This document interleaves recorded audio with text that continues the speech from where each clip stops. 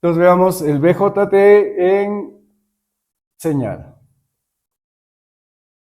Pero hay un inconveniente, lo que habíamos mencionado acá, por eso lo estábamos guardando, esta expresión. Tenemos ese inconveniente.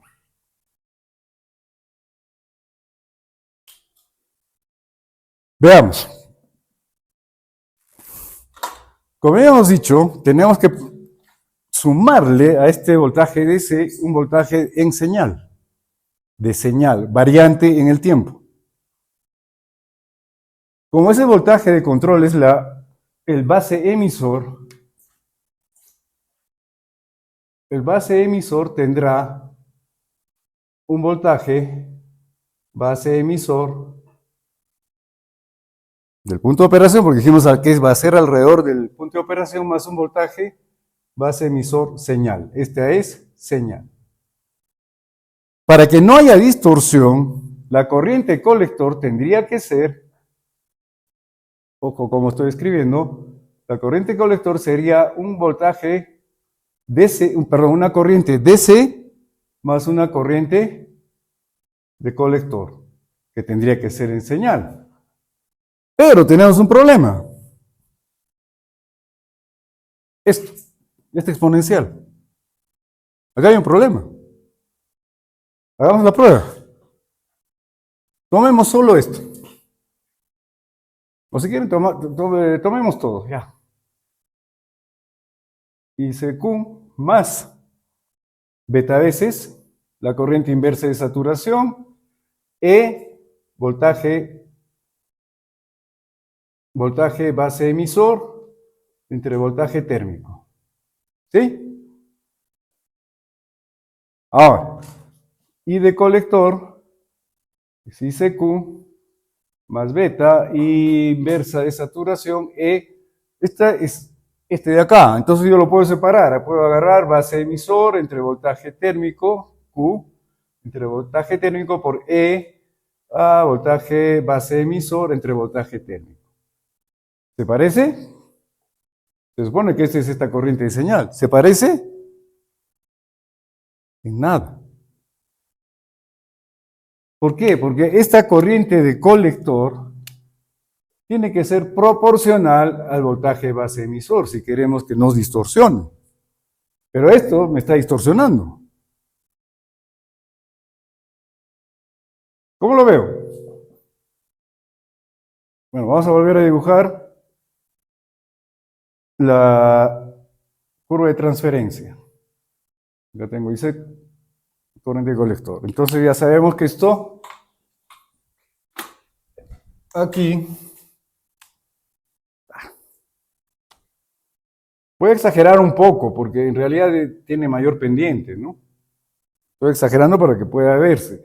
Acá tengo voltaje umbral y acá debería estar exagerando el voltaje base emisor Q, o sea, este. A este yo tengo que sumarle una señal, supongo que sea una sinusoide simple. Esta es la suma de un DC más una, digamos, una sinusoide. Entonces, esto podría ser así. Un poquito más proporcionado, ahí.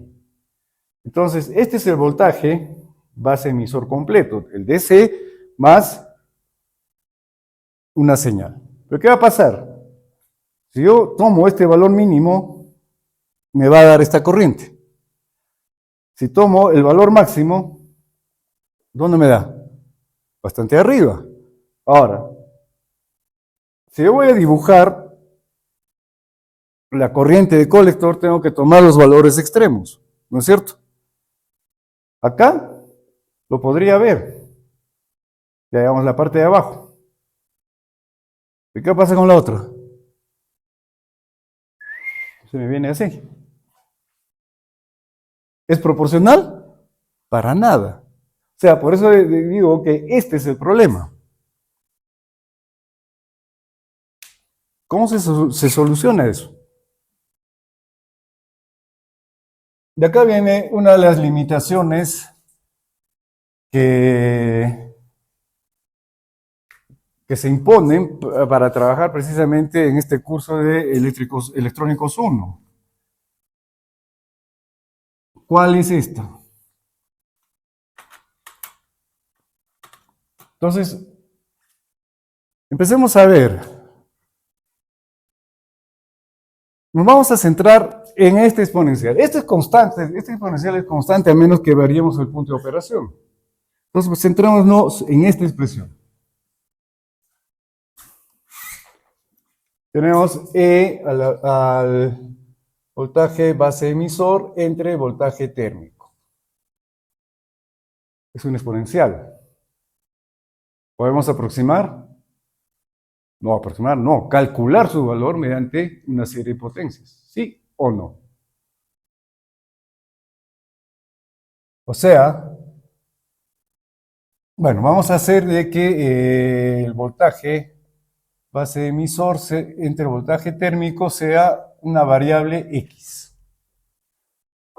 Voltaje térmico es constante, porque se supone que el ambiente no tiene variaciones grandes de temperatura. Entonces, la única variable aquí es el voltaje base emisor. Muy bien, entonces tenemos E a la X. ¿Esto aquí es igual? Si utilizamos la serie de potencias para su cálculo, tendría que ir desde 0, ¿no?, a infinito, desde n igual a 0 a infinito, de x a la n entre factorial de n. Esta es la serie que nos calcula una exponencial. Entonces, es una serie porque es una suma infinita, ¿no? Si no, simplemente diría suma. Muy bien, entonces, empecemos a desarrollar pues esa serie. Acá tendríamos 1 más x sobre 1 más x al cuadrado sobre 2 más x al cubo sobre factorial de 3 más así hasta el infinito. ¿Pero qué cosa era x? Ahí está. Entonces, si x es eso, E elevado al voltaje base emisor entre voltaje térmico sería 1 más voltaje base emisor entre voltaje térmico más voltaje base emisor entre voltaje térmico al cuadrado entre factorial de 2 y así sucesivamente. Ahora, ¿qué buscamos? Buscamos, si regresamos acá a la curva de transferencia, buscamos que no haya distorsión. Para que no haya distorsión, ¿qué tiene que pasar? Yo tengo que trabajar muy próximo al punto de operación, es decir, un pedacito así, para que parezca una recta, ¿sí o no? Si le hacemos un zoom ahí, voy a tener un pedacito, una recta. Es decir, que este voltaje, la variación sea pequeñita. Entonces, si, como estoy buscando eso, y yo puedo decir si el voltaje base emisor, o sea, la variación máxima, digamos, es mucho menor a 1, ¿qué va a pasar con esta exponencial? Con esta serie. Si es mucho menor que 1, esto ya está muy cerca de 0, ya ni qué decir las otras potencias. Entonces, sin cometer mucho error, podemos decir que esta exponencial va a ser aproximadamente igual a esto de acá.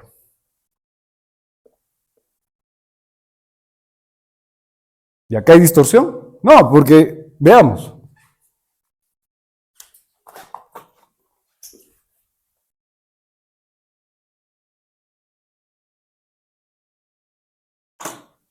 Ahora, todo eso pongámoslo acá. Acá, en la corriente colector. Entonces, en la corriente colector total es el igual, ¿cómo lo puse? Y de colector, con mayúscula. La corriente colector ICQ más la señal. Entonces, ahora, la señal, bueno, la corriente colector total, eso es lo que tenemos allá de referencia, entonces será igual a beta, corriente inversa de saturación, E al voltaje base emisor entre voltaje térmico. ¿Pero esto qué cosa era? Ah, me falta todavía este de acá. Entonces, esta corriente colector será beta veces y inversa de saturación E a la voltaje base emisor del punto de operación entre voltaje térmico por este de acá. 1 más voltaje base emisor entre voltaje térmico. Pongámoslo dentro del paréntesis. Entonces la corriente colector tengo acá beta I sub 0 SS E voltaje base emisor Q entre voltaje térmico más beta todo este rollo así por voltaje base emisor entre voltaje térmico. Esto depende del transistor. Esto también son constantes. Este es el punto de operación constante, el voltaje térmico constante. Todo esto es constante y es corriente. Entonces, si comparamos estas dos, ¿qué tengo acá? Corriente colector, será pues la corriente ICQ, la corriente colector del punto de operación, más ICQ, voltaje base emisor entre voltaje térmico. ¿Y esto qué cosa es en ese plano?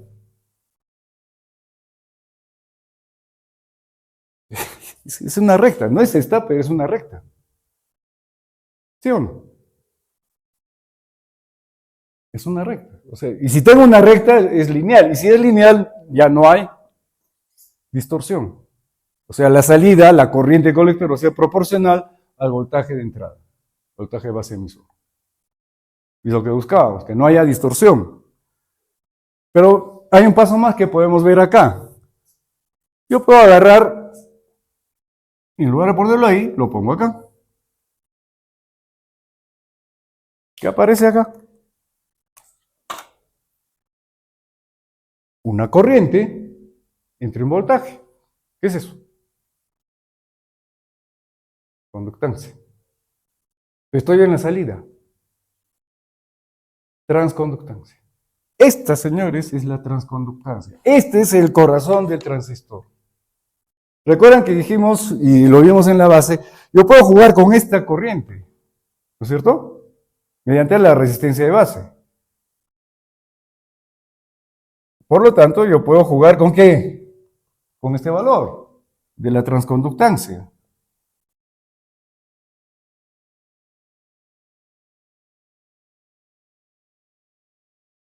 Y este es transconductancia.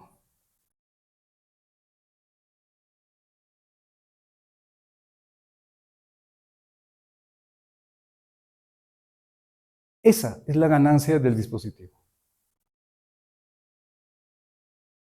Esa es la ganancia que le estoy dando, la amplificación que yo le estoy dando. ¿Por qué? Porque este es un número que va a multiplicar a este voltaje base emisor. ¿Pero qué cosa es este voltaje base emisor? Es esta señal sinusoidal, digamos, que yo le estoy poniendo. La estoy amplificando, no la estoy distorsionando. O en todo caso, lo estoy amplificando sin distorsión. ¿No es cierto? Esta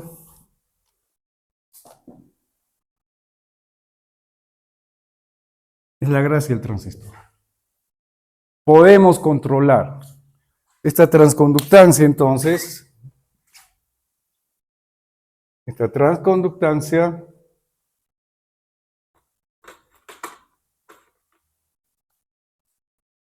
transconductancia definida como la corriente colector entre el voltaje térmico es la ganancia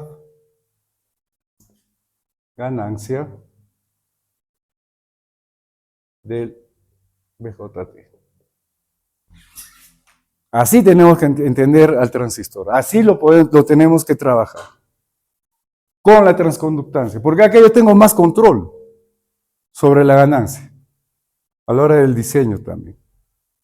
Porque simplemente, como ustedes ven, la corriente colector, bueno, ya la hemos borrado, la corriente colector está como función de ¿quién? de la resistencia en la base. Si yo modifico esto, modifico la corriente colector, estoy modificando la ganancia. Hay otro modelo, que es los modelos híbridos H, que, claro, se puede hacer una equivalencia, pero cuando uno trabaja con ellos, trabaja con valores típicos. Entonces, uno arma, diseña un circuito, un amplificador, va al laboratorio y sale cualquier cosa. Y hay que hacer los ajustes. Pero si diseñamos en base a la transconductancia, es decir, al punto de operación, la cosa es más fácil, más llevadera.